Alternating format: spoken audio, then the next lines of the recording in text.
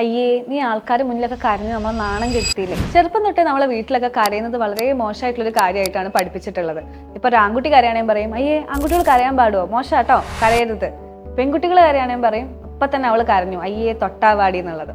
അപ്പൊ കരയുന്നത് എന്ന് പറയുന്നത് ബാക്കി എല്ലാം പോലെയുള്ളൊരു ഇമോഷൻ തന്നെയാണ്. നമുക്ക് വിഷമം വരുമ്പോൾ വരുന്ന ഒരു ഇമോഷനാണ് നമ്മുടെ കരച്ചിൽ എന്ന് പറയുന്നത്. പക്ഷെ ചെറുതാകുമ്പോൾ തൊട്ടേ ഇമോഷൻസ് എപ്പോഴും കൺട്രോൾ ചെയ്ത് വെക്കേണ്ട കാര്യങ്ങളാണ്. അതൊരിക്കലും എക്സ്പ്രസ് ചെയ്യാൻ പാടില്ല എന്ന് നമ്മളെ പഠിപ്പിച്ചുകൊണ്ടാണ് നമുക്ക് ഈ ഒരു പ്രശ്നം വരുന്നത്.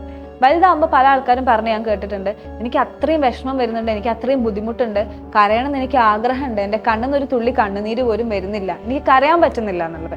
ഇതിൻ്റെ ഒരു മേജർ റീസൺ എന്ന് പറയുന്നത് ചെറുപ്പം തൊട്ടേ കരയുന്നത് വളരെയധികം മോശമായിട്ടുള്ള ഒരു കാര്യമാണ് എന്ന് പറഞ്ഞു പഠിപ്പിച്ചുകൊണ്ടാണ്.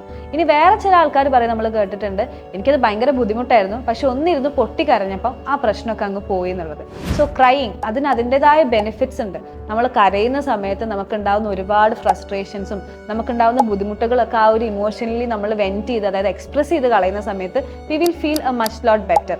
അപ്പോൾ മനസ്സിലാക്കേണ്ട ഒരു കാര്യം എന്താണെന്ന് വെച്ചിട്ടുണ്ടെങ്കിൽ, കരയുന്നത് അല്ലെങ്കിൽ ഇമോഷണലി വൾണറബിൾ ആണ് എന്ന് പുറത്ത് കാണിക്കുന്നത് ഒരിക്കലും ഒരു ഫെയിലിയർ അല്ല. അത് എല്ലാ മനുഷ്യനും ഉണ്ടാകുന്ന ഒരു ഇമോഷനാണ്. എല്ലാവർക്കും സങ്കടം വരും, ദേഷ്യം വരും, സന്തോഷം വരും. അതുപോലെ തന്നെയുള്ളൊരു ഇമോഷൻ തന്നെയാണ് കരയുക എന്നും പറയുന്നത്.